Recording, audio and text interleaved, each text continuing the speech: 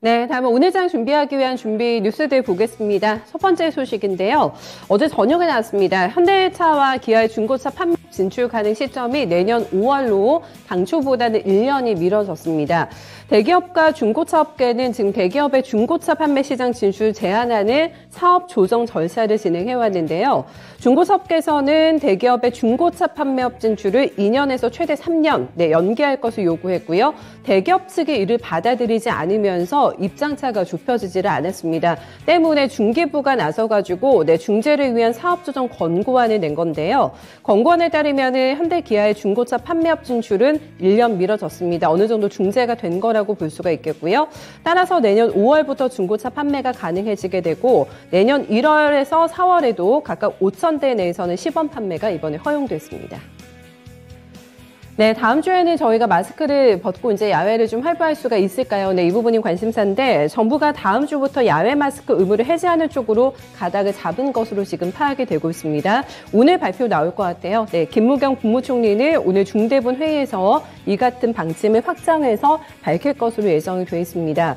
정부 측에서는 거리 두기가 완전히 해제가 된 이후에도 확진자 수가 지금 감소세를 이어가고 있고요. 중증화율과 사망률도 안정적이기 때문에 감염 전파 가능성이 실내보다는 현저하게 떨어지고 있는 야외에서 굳이 마스크를 쓸 필요가 없다라는 게 전문가들의 판단이라고 전하고 있습니다. 한편 새 정부와는 입장이 조금 다릅니다. 새 정부 측에서는 야외 마스크 의무 해제 여부를 검토하겠다고 밝힌 현 정부에 대해서 의무 해제를 하지 않도록 계속해서 권고를 하고 있는 상황인데요. 하지만 현 정부는 마스크를 벗지 않을 근거나 명분이 없다는 결론을 최종적으로 내린 것으로 전해지고 있습니다. 네, 중국 베이징에서 코로나 확산 억제를 위한 봉쇄구역이 점차 확대가 되고 있습니다. 차후연구 2개 지역을 추가 임시 관리 통제구역으로 지정을 하면서 주민들의 이동을 철저하게 지금 통제하고 있는 것으로 파악이 됐는데요.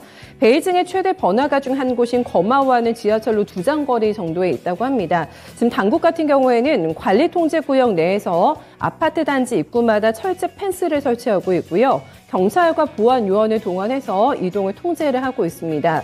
전날에도 통저우구 2곳과 펑타이구 1곳이 관리 통제 구역으로 지정이 됐는데요.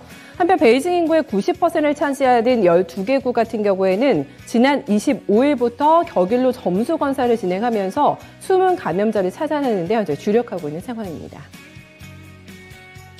네, 한국거래소가 횡령 사건이 발생한 계양 전기에 대해서 8월 말까지 개선 기간을 부여하기로 어제 장마치고 결정을 했습니다. 공시 나왔는데요. 때문에 주식 매매 거래 정지도 이제 연장이 됩니다. 개선 기간 부여 결정이 되면은 최대 1년 이내의 개선 기간이 부여가 되고요. 이후에 재심사가 이루어지는데 계양 전기는 약 4개월의 개선 기간을 이번에 부여받았습니다. 개선 기간을 부여한 거는 지금 계양전기가 횡령과 배임 문제 재발 방지를 위해서 내부 통제 제도를 개선하는지 그 여부를 확인하기 위한 그 시간을 번다고 볼 수가 있겠는데요. 8월 16일까지입니다. 8월 16일까지 반기 결산이 이루어지게 되는데 계양전기의 반기 보고서 등을 바탕으로 해서 이를 최종적으로 판단하겠다고 밝혔습니다. 네, 실적 보실까요? HDC, 현대산업, 노이즈가 참 많았는데 1분기 매출이 7,300억 원대 기록이 됐고요. 네, 영업이익은 680억 기록이 됐습니다. 지난해 대비해서 매출은 5.3%가 증가했는데 영업이익 같은 경우는 42.5% 감소했습니다. 이 광주 화정 아이파크 붕괴 사고와 관련해서는 아직 결정된 부분이 없기 때문에 이번 1분기에는 이와 관련해서 추가로 반영된 손실 비용은 없었습니다.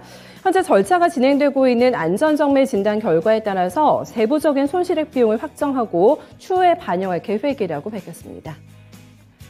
네, 재일기획도 실적 보실까요? 괜찮았는데 1분기 매출액이 9,465억 원대 나왔고요. 영업이익 같은 경우에는 584억 원 기록했습니다.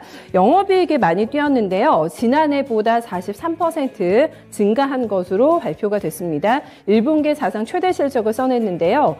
디지털 사업 확대를 중심으로 해서 외형 성장과 수익성 개선을 달성한 것으로 분석이 되고 있습니다. 회사 측에서는 국내외 전 지역에서 디지털 대행 물량 확대와 디지털 서비스 영역 다각화가 나타났다고 설명하고 있고요.